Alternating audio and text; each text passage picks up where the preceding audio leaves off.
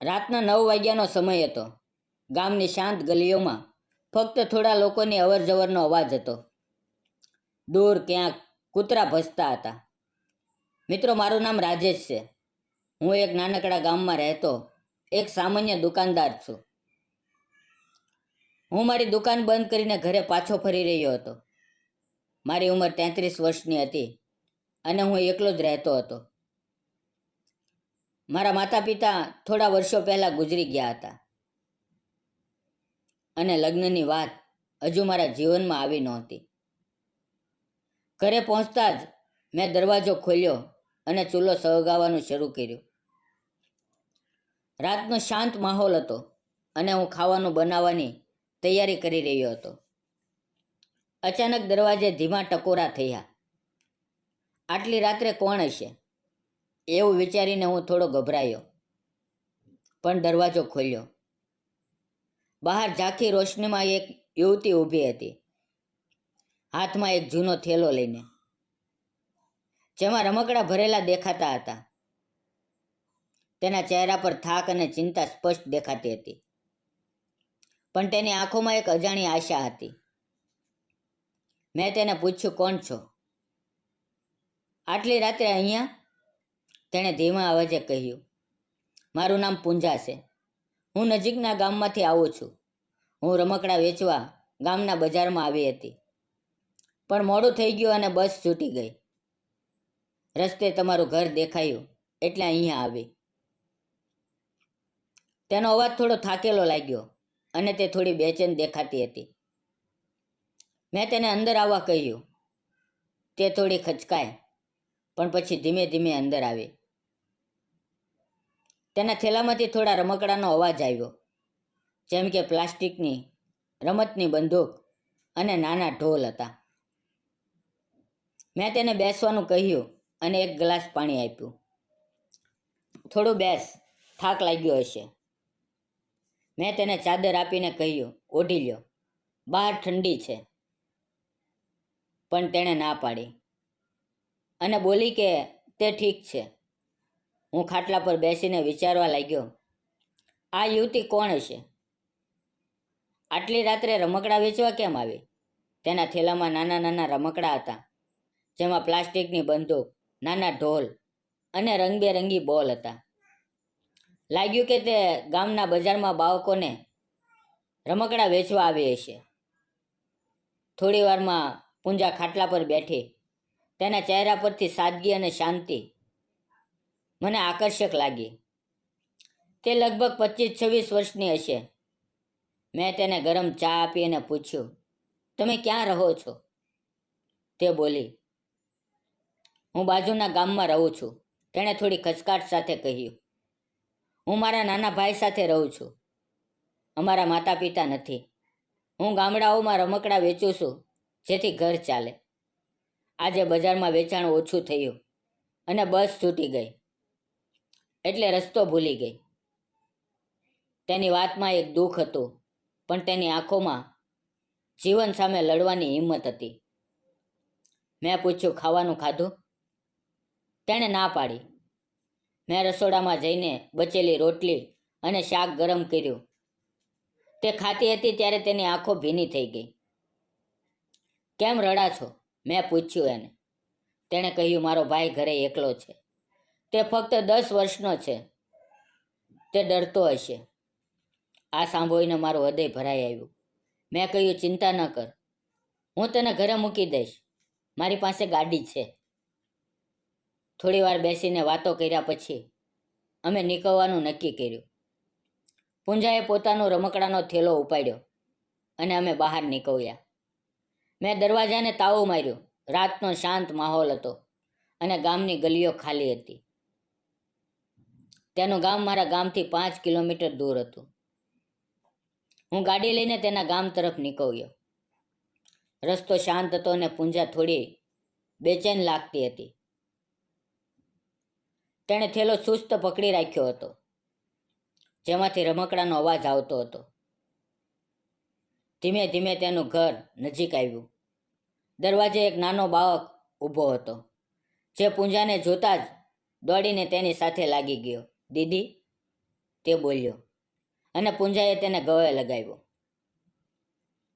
પૂંજાના દાદી, જેઓ નજીકના ઘરમાં રહેતા હતા, બહાર આવ્યા અને મારો આભાર માન્યો. બેટા, તું ન હોત તો આજે મારી પૂંજા ક્યાં જાત? તેમણે કહ્યું. તેમણે મને ઘરમાં બેસવા બોલાવ્યો. ઘર નાનું અને સાદું હતું, પણ તેમાં ગરમ જોશી હતી. ચા પીતા પીતા દાદીએ વાત શરૂ કરી. પૂંજા ખૂબ મહેનત કરે છે. નાનો ભાઈ છે. તેનો અભ્યાસ ચાલે એ માટે રાત દિવસ રમકડા વેચવા દોડે છે. પણ હવે તેની ઉંમર થઈ છે. લગ્નની વાત વિચારવી પડશે. મેં પૂંજા તરફ જોયું. તે શરમાઈને માથું નીચું કરી રહી હતી. મેં દાદીને મારા વિશે જણાવ્યું. હું એકલો રહું છું, દુકાન ચલાવું છું. મારા માતા પિતા નથી. દાદીએ હસીને કહ્યું, તું તો બહુ સારો માણસ લાગે છે. મારી દીકરી માટે સારો સંબંધ હોય તો જોજે. આ વાત સાંભળીને મારું ધ્યાન પૂંજા તરફ ગયું. તે ચૂપચાપ બેઠી હતી, પણ તેની આંખોમાં એક ચમક હતી. રાત ઘણી થઈ ગઈ હતી. મેં કહ્યું, હવે હું જાઉં છું. પૂંજાએ મારી તરફ જોયું અને એક હળવું હાસ્ય આપ્યું. હું ઘરે પાછો આવ્યો. ઘરે આવીને જોયું તો ટેબલ પર એક નાનું પ્લાસ્ટિકનું રમકડું રાખેલું હતું, જેના પર થેન્ક યુ લખેલું હતું. લાગ્યું કે પૂંજાએ પોતાના થેલામાંથી મૂક્યું હશે. તેની આ નાની હરકતે મારા દિલમાં તેના માટે એક ખાસ જગ્યા બનાવી. થોડા દિવસો પછી બજારમાં હું ફરી ગયો. ત્યાં પૂંજા રમકડા વેચતી દેખાય. મને જોતા જ તે હસી અને બોલી, આવો. તેણે મને બોલાવ્યો. તેની પાસે થોડા રમકડા બચ્યા હતા. મેં એક નાની ઢીંગલી ખરીદી અને તેણે ફરી એક નાનો બોલ મફતમાં મારી થેલીમાં મૂકી દીધો. મેં તેને કહ્યું, આમ ન કર. તેણે હસીને કહ્યું, પોતાના લોકો પાસેથી પૈસા નથી લેતા. અમે થોડી વાતો કરી. મેં પૂછ્યું, તારી બસનો સમય શું છે? તેણે કહ્યું, 5 વાગ્યે. હજી થોડો સમય હતો, એટલે મેં તેને નજીકની હોટલમાં ચા પીવા લઈ ગયો. તેણે શરૂઆતમાં ના પાડી, પણ પછી માની ગઈ. મેં તેના માટે એક લચ્છી મંગાવી, કારણ કે તેણે ક્યારેય લચ્છી નહોતી પીધી. પણ જ્યારે તેણે પીધી, તેના ચહેરા પર ખુશીની ચમક આવી. પછી અમે એકબીજાના જીવન વિશે વાતો કરવા લાગ્યા. તેણે કહ્યું, મારો ભાઈ હવે ધોરણ 5માં છે. હું ઈચ્છું છું કે તે સારું ભણે, જેથી તેનું જીવન સારું બને. મેં મારી દુકાન અને ગામની જીવનની વાતો કરી. વાતોમાં સમય નીકળી ગયો અને અચાનક ખબર પડી કે બસ નીકળી ગઈ. મેં તેને કહ્યું, કોઈ વાંધો નહીં, હું તને ઘરે મૂકી દઈશ. તે ચૂપ રહી, પણ ગાડીમાં બેઠી. રસ્તામાં તેના લાંબા વાળ હવામાં ઉડતા હતા અને તેનું હાસ્ય મને આકર્ષિત લાગી રહ્યું હતું. તેનું ઘર આવ્યું અને તેના દાદીએ ફરી મારો આભાર માન્યો. થોડા દિવસોમાં હું પૂંજાના ઘરે નિયમિત જવા લાગ્યો. તેનો ભાઈ મને શેઠ કહીને બોલાવતો. એક દિવસ દાદીએ મને બોલાવીને કહ્યું, રાજેશ, રાજેશ, તું સારો માણસ છે. પૂંજાને તારા જેવો સાથી મળે તો તેનું જીવન સુધરી જાય. મેં ધીમે રહીને કહ્યું, દાદી, મને પૂંજા ગમે છે.